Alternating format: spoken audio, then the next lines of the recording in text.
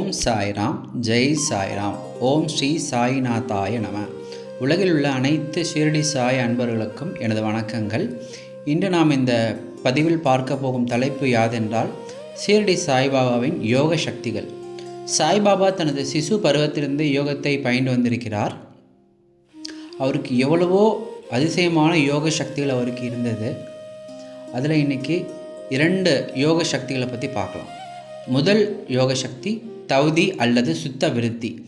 ஷீரடியில் இருக்கும்போது சாய்பாபா ஒவ்வொரு 3வது நாளும் துவாரகமாயி எனும் மசூதியிலிருந்து வெகு தொலைவில் இருக்கும் ஒரு ஆலமரத்துக்கு அருகில் உள்ள ஒரு கிணற்றில் குளிப்பாருங்க.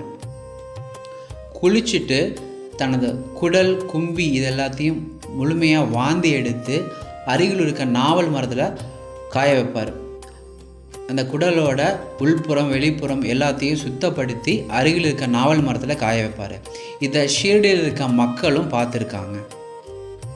இதெல்லாம் பாபாவுக்கு இருக்க ஒரு தனிச்சிறப்பான யோக சக்திகள். 2வது யோக சக்தி என்னன்னாக்கா கண்ட யோகம். அதாவது உடல் உறுப்புகளை தனித்தனியாக பிய்த்தெடுத்து கிரியைகள் செய்து பின்னர் மீண்டும் சேர்த்தல். இதையும் பாபா ஷீரடியில் வாழ்ந்திருந்த பொழுதே துவாரகமாயி எனும் மசூதியில் செய்திருக்காரு. தன்னை உடல் உறுப்புகள் ஒவ்வொன்றையும் தனித்தனியாக பீத்தெடுத்து மறுபடியும் ஒன்று சேர்த்துருக்காரு. இதை பார்த்த அடியாரும் ஷீரடியில் இருக்காங்க. இதை சொல்லும் பொழுது எனக்கு இன்னொரு ஞாபகம் வருது. மகா அவதார பாபாசியை பற்றி நம்ம கேள்விப்பட்டிருக்கோம். அவரோட நடமாட்டம் இன்னமும் இமாலயத்தில் இருக்கிறதா சொல்லப்படுது. அவருக்கும் இதே மாதிரி எவ்வளவோ யோக சக்திகள் இருக்குது.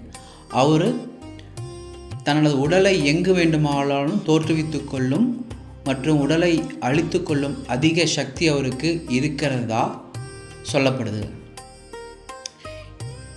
இதுதான் இன்றைக்கி நான் உங்கள்கிட்ட பகிர்ந்து கொள்ள விரும்பிய விஷயம். ஓம் சாய்ராம், ஜெய் சாய்ராம். அனைத்து சாய் அன்பர்களுக்கும் நன்றி. ஜெய் சாய்ராம்.